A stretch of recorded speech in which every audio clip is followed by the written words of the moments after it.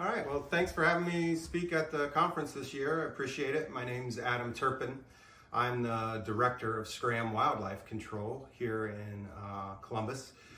We are a social enterprise of the Ohio Wildlife Center, and we do provide non-lethal evictions and exclusions and emergency services for homeowners, businesses, and we do have some service agreements here in the city of Dublin and with the city of Upper Arlington as well, helping residents and business owners with their wildlife issues that they may come across throughout the year.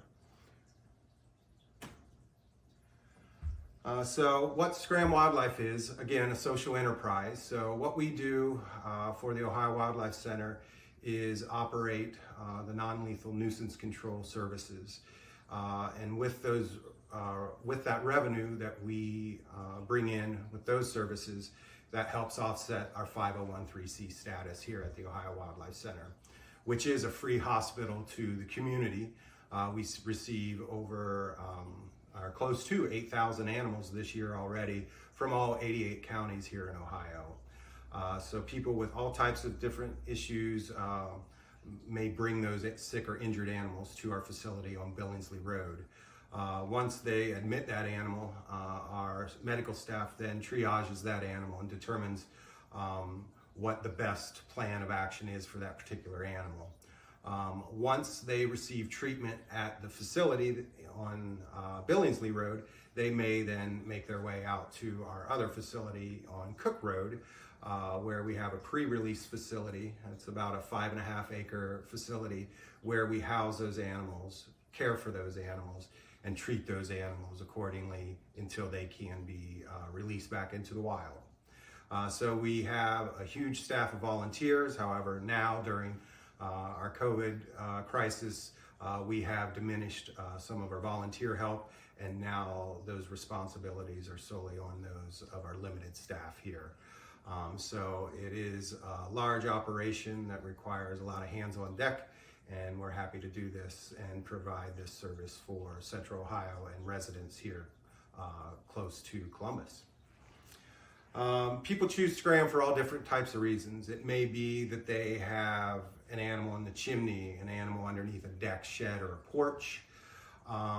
They may have a sick or injured animal that may be in their lawn, in the roadway, in a local park.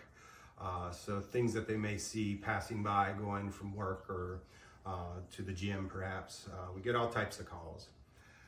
We offer, again, a non-lethal nuisance control, so we're actually determining where points of entry may be or animal activity is present on a homeowner's property or a business owner's property. We also provide Goose Mitigation services and on-site consults sometimes for, let's say, a farmer, an apple farmer may have an issue with deer or turkeys or something like that, and they may call us for suggestions or recommendations on how to limit those negative interactions with those animals to help with their overall production. Some of the service agreements that we have, again, are with the city of Dublin, with the city of Upper Arlington, and the city of Gahanna. We do Goose Mitigation for the city of Dublin and the city of Gahanna, and also Upper Arlington and the city of Dublin. We also offer sick or injured animal collection pickups for residents, or let's say perhaps they had a bat flying around in their kitchen. We would assist with any animal encounters that they may have inside their living spaces as well under those service agreements. So sometimes it could be an immediate need or concern or of our services. So we may have to make several phone calls within our organization to figure out which technician may be closest or quickest to get to that person in need. SCRAM Wildlife Control stands for Suburban Commercial Residential Animal Management. So we kind of put it all in one name, and it encompasses all the people that we do assist with. We offer services here in Central Ohio to about 10 counties.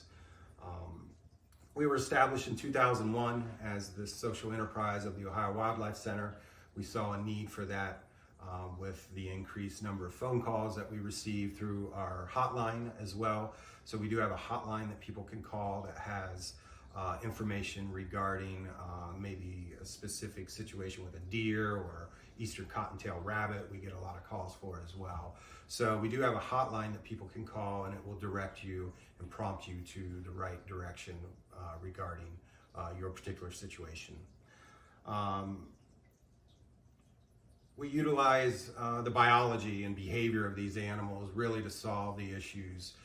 We provide the apparatus in order to maybe get that animal out or prevent an animal from getting back in. We also provide reuniting services when young are present. So there's a variety of situations where our services may be needed or called upon by concerned citizens or passersby. Our approach is natural, humane, and it is a permanent solution. So we're not only looking at the immediate situation of an animal that may be presenting a problem, but also looking at a longer term solution. Why is that animal on your property or interested in your property? And generally it's because of a few main things: food, water, and shelter. So we're kind of looking at those aspects to determine what to remove or what to adjust in order to prevent or minimize those negative encounters.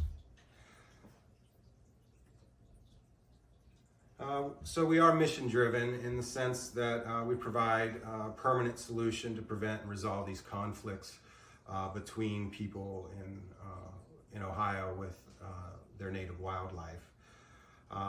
We use prevention as a long-term permanent solution.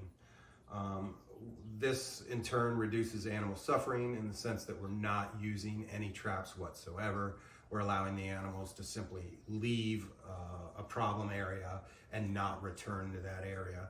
Most all these animals have multiple den sites, which then allow them to be without the home of yours, but move on to other den sites that they're familiar with within their range. They like to have multiple opportunities in case one resource is taken away. So if there is a den taken away here, they're going to have two others to go to within their range.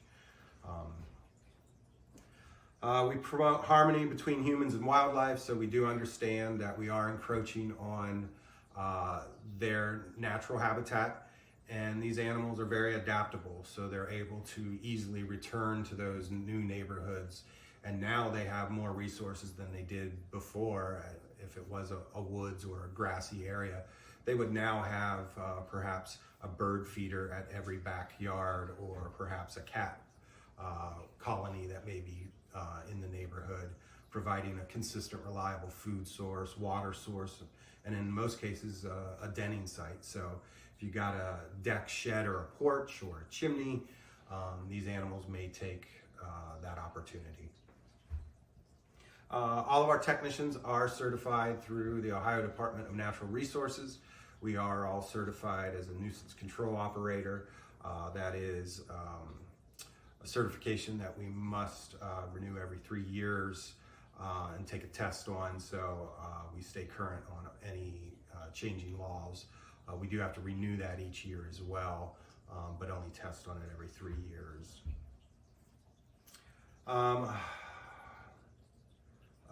We do have experience. I've been in wildlife management since 1995 in some capacity or another. So we do have a lot of experience beneath our belt with dealing with all types of wildlife issues. We're affected by nature, so again, using behavior and biology of these animals to really solve the problem for us, but we're just trying to keep one step ahead of them and then do that preventative work. We do provide a 1-year warranty on all the work that we do, knowing that we're using the proper materials, understanding the behavior and biology of that animal, and also knowing when there may be offspring present. Offspring can present a little bit more of a difficult situation if we're not able to get to the offspring for a reuniting situation. So when we enter a home or get on a property of a concerned caller, we're looking at food, water, and shelter, like I had mentioned before. Food, water, and shelter are those resources that they're seeking out.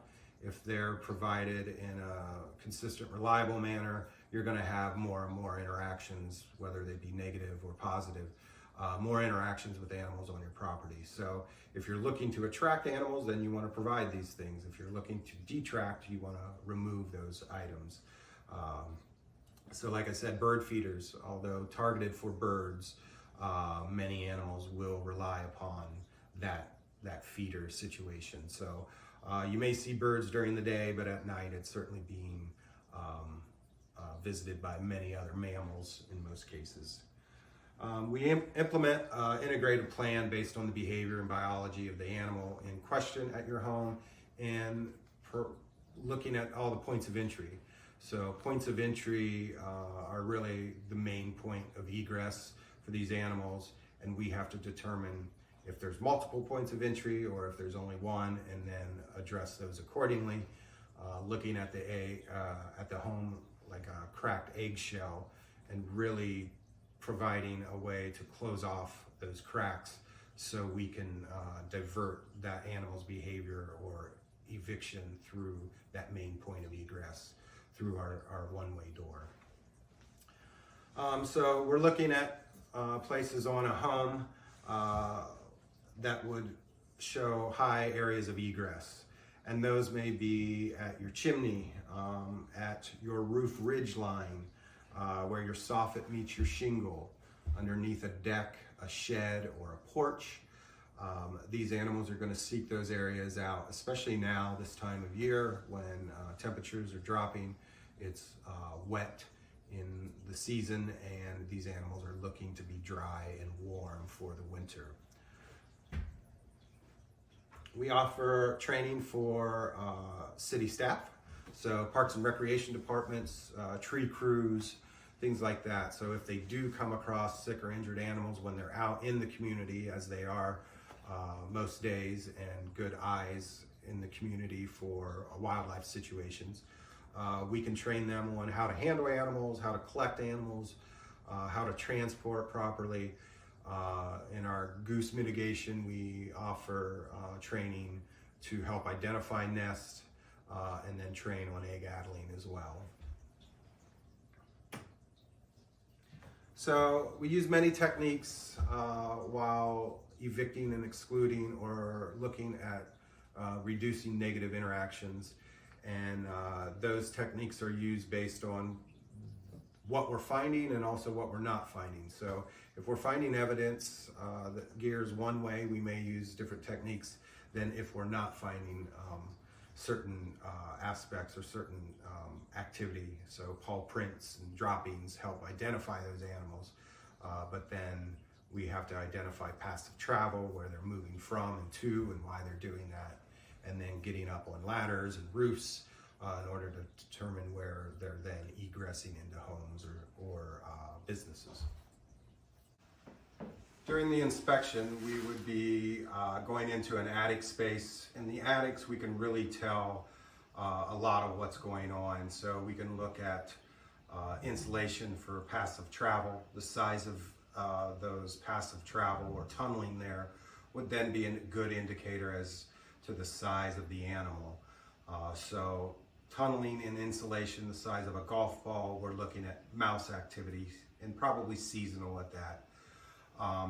And then tennis ball size would be squirrels, and basketball to volleyball would be raccoons. Raccoons, of course, leave the most evidence behind, and most obvious evidence as well. However, once you get in the attic, you're looking for paw prints and live animals and offspring. You're listening for calls from offspring. You're looking for light coming in from the outside. Looking at wiring as well to see if there's any damage, to bring that to the attention of the property owner. So we're really kind of shedding light on the story that's unfolding in the attic space, where people are hearing these noises but may not have ever gone up there. So we'll take photos, provide those photos and a write-up of what we're finding, not only in the attic, but then on the outside of the home as well. So on the outside, we're looking from ground level and working our way up to the chimney, looking for points of egress, passive travel, again, prints, hair snags, checking all vents to make sure that they're either secured at that point, or we would recommend preventative maintenance there to prevent access in the future. So once we've determined those points of entry, we would then install a temporary one-way door at the main egress. If there's additional points of entry, we would then also close those off so they can't squeeze out of these alternative options. We generally leave a door on for 1 week to allow those animals a way out, but not a way back in. We now know that any animal that was in there had to have left to forage for food and water during that time. It's now safe to remove the door and close off those points of entry. And generally we do that work, and then maybe a contractor may come in and do the final work on it if it's a structural issue that these animals were taken advantage of, which in many cases it could be just the way that the structure was built. But in some cases it could be disrepair of a home or activity caused by the animal itself trying to get in. If we do come across offspring during that season, so in the spring we're very busy looking for offspring in people's attics or at their clean outs of a chimney down in the basement, and we may find raccoon babies in those locations. If we're able to get to those babies, we then collect and put them in what's called a reuniting box. That box would then be placed on the outside of the home or structure next to the one-way door. The female will then either leave to look for the offspring or hear the offspring, or when she's coming back to tend to her young, she will find them in the reuniting box, and in most cases start to remove and move on to secondary denning close by that evening. It may take the female several nights to move all of her young if there are multiple, but some moms are able to move multiple young in one night. It really depends on what occurred that evening to interfere or not. The next thing that we would do would be for a lot of cities is the goose mitigation. So as you see down there, the photo at the bottom, that's a family with an average sized family. So that number of goslings can be from anywhere from 1 to 13. So we do provide goose mitigation year-round for municipalities, as well as seasonal for some smaller homeowners associations. But most municipality work we would do year-round to maintain that consistency. Go ahead and forward the next slide. So those inspections, we want to look at food. Are there garbage bins available? Do they have compost piles? Are there bird feeders? Pet food is left out for dogs or cats perhaps, or the gardens. So some solutions would be bungee cords on top of the garbage cans. That would help keep that lid down. You can put a heavy cinder block on that also. Compost piles could be contained so animals cannot get to them or access them. A lot of times people just have open compost areas, which do provide a consistent, reliable source as well. Bird feeders are tough, but it's something that most people do have in their lawns. If you're able to pick up the seed litter on the ground, that would certainly be very helpful. And then gardens themselves. So motion sensor lights and sprinklers, but in most cases, fencing is your best bet on that. So water, animals need water. So pet bowls, bird baths, water features we see, koi ponds and standing water. Those would all be opportunities for these animals. So our biggest concern that we see would be a zoonotic concern or a disease transmission concern. So cleaning those water sources frequently or removing the water sources altogether or monitoring the use of the water source. A lot of other evidence that we can pick up on would be prints of the animal, hair snags, so tail snags and belly snags that we see from an animal going in and out of an area. Of course, droppings left behind. A specific odor is associated with every animal that we work with, so enough time around those animals, you'll get to understand what those odors are as well. Certain types of chewing on wood or other building materials we will see and be able to help identify. And then the tunneling in the insulation or in the lawn itself or around the foundation. And then we see the traveling from one area to the next. So that's what we're looking for. But yes, again, our big concern that we see would be the transmission of the zoonotic disease. So keeping those shared bowls or water sources clean or out of reach is the best prevention that we see there. So we're looking at shelter and the safety of the animal, what they're seeking out on your property.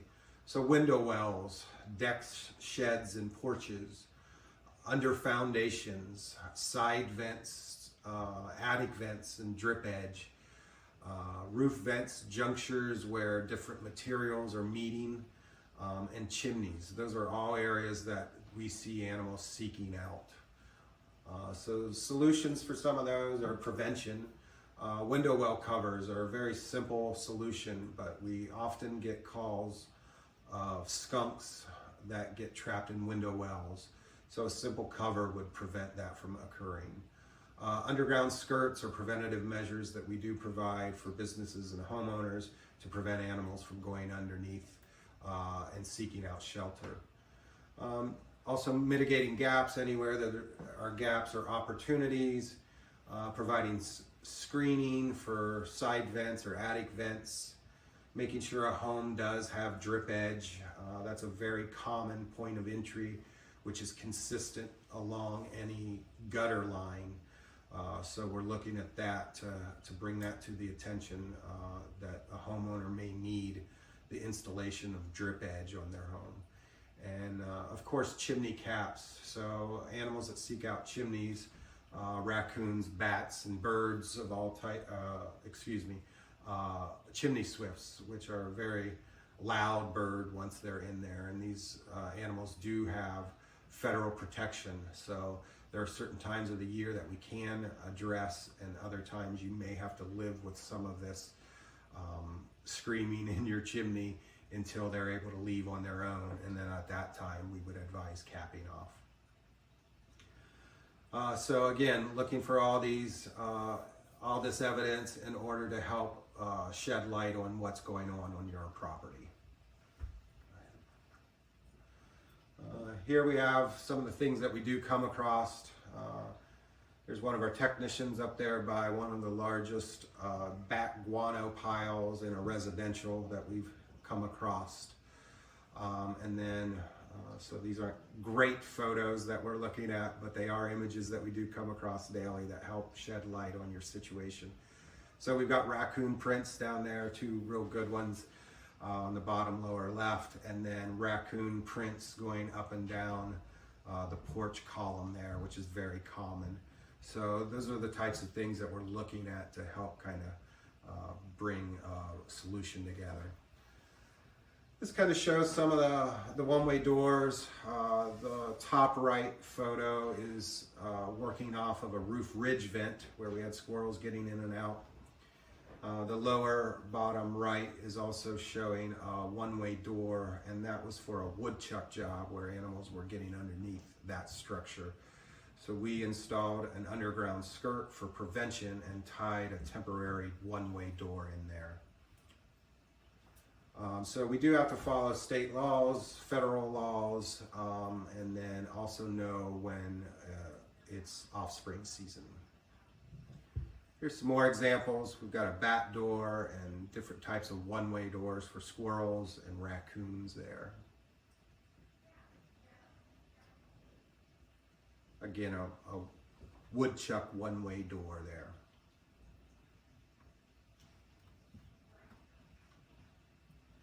This is showing a young eastern gray squirrel that's been evicted out of this pipe here. They had been nesting in there for quite some time. We pulled out the nesting material, made sure that we got all the squirrels out before we then screened off that pipe to prevent future access. Some other preventative materials that we use. Dryer vents are very common for birds to get in, so those cages are really important to have. So if you're out and about around your home, check to make sure you've got dryer vent cages. Reuniting, again, we're real busy during the spring on the left side there with the ladder. I believe we've got red-tailed hawk reuniting that was done on Muirfield Golf Course. And then the other two setups are reuniting for raccoon offspring. So that's a reuniting box that we collect the offspring from the attic, place them in the temporary reuniting box so the female can then find to start to relocate. Very common service calls that we get from City of Dublin and Upper Arlington and all over would be animals in dumpsters, animals in sewer grates that have fallen down. So animals in dumpsters, we would advise providing a ladder for that animal, even if it's just a sheet that's draped down so they can climb out. Backyard items that we see a lot of entanglements would be hammocks and grill covers, sports nets of all sorts, window wells, courtyards. We get a lot of ducks that want to nest inside courtyards, so we'll get them out of those and reunite on the outside of the courtyards. Seasonal decorations are real big right now, so plastic pumpkins. We've had deer get their heads inside the plastic pumpkins. Spider webs and Christmas lights. These all are potential hazards with animal entanglements that we get calls about. So OSHA approved staff has to help with any grate, sewer grate animals, and generally that would be ducklings in there.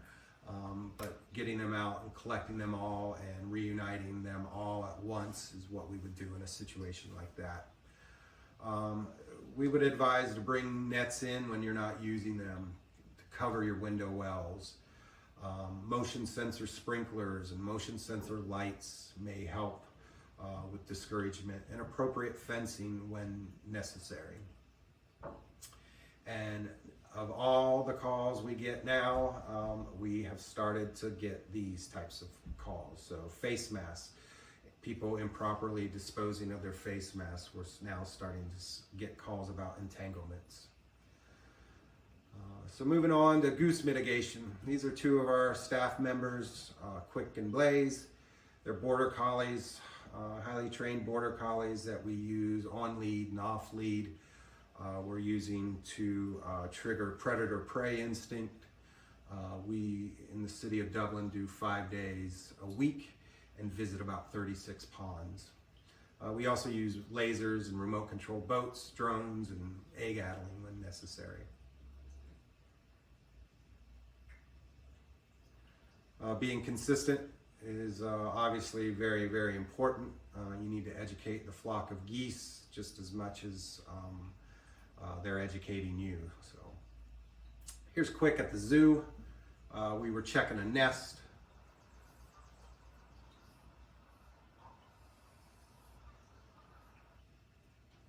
So we're getting the female off the nest so we can do an egg count there is what we were accomplishing with that. So with Goose Mitigation plans, we're looking to create a healthier environment for all. So you'll decrease the waste of bacteria and coliforms in the water sources. You're going to discourage nesting, and you really want to decrease the likelihood that they'll return to stop the exponential growth. Here's some of our service agreements now. We've been with the Columbus Zoo and Aquarium since 2011. We provide 5 days a week services there and work closely with their staff. The City of Dublin, we've been assisting with them, have a great partnership with the City of Dublin since 2001. We run about 36 ponds for them, and again, 5 days a week. The City of Gahanna, we started in 2019. We've got 9 locations and we offer 6 days a week services for them. And the City of Upper Arlington, we started in 2018. We're only providing sick or injured animal collection or animals and living space collections for them. At this time, there is no Goose Mitigation services. And then we also have some smaller contracts with homeowners associations throughout Central Ohio that we provide varying degrees of services, number of days that we're visiting. So 9th year of contracted services at the Columbus Zoo and Aquarium. Since then, we've reduced the population by 93%. So it's not an easy button. It does not happen overnight, but it does require consistency in order to get to those numbers. 0 really is not the expected goal.